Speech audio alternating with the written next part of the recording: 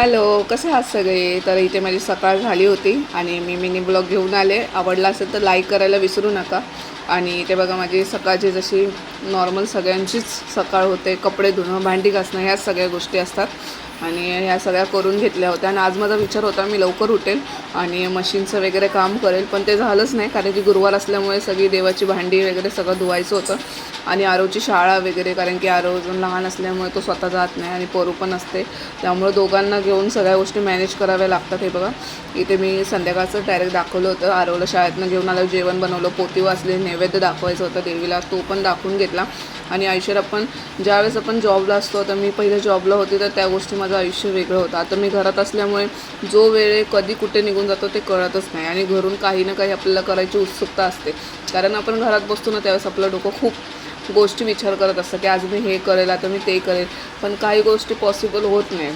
पण जेव्हा देवाने ठरवलेल्या असतात तेव्हा नक्की होतात आणि स्वामी ते आपल्याला नक्की साथ देतात. जर आपले कष्ट असतील, ते प्रामाणिक असेल ना, तर देव आपल्याला कुठेही त्रास देत नाही, कधी ना कधी ते साध्य होतातच.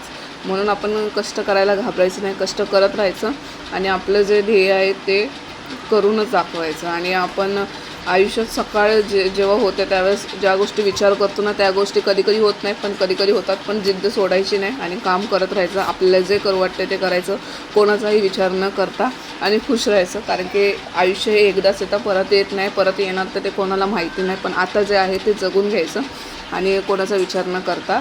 इथे बघा माझं बोलता बोलता सगळे कामं वगैरे होऊन गेलेली आणि त्यानंतर मी जेवण वगैरे करून घेतलं. पालक पनीर केलं, गाजरचा हलवा केला आणि माझ्या देवीला नैवेद्य दाखवून घेतलेला आहे. ह्यावर्षी मी देवी खूप स्पेशल केली आहे. हरवर्षी मी साधंच म्हणते, यावर्षी मला खूप इच्छा होती म्हणून जरा सजवून वगैरे घेतलं असेल. आवडलं असेल तर लाईक करायला विसरू नका. बाय बाय, भेटूया उद्या.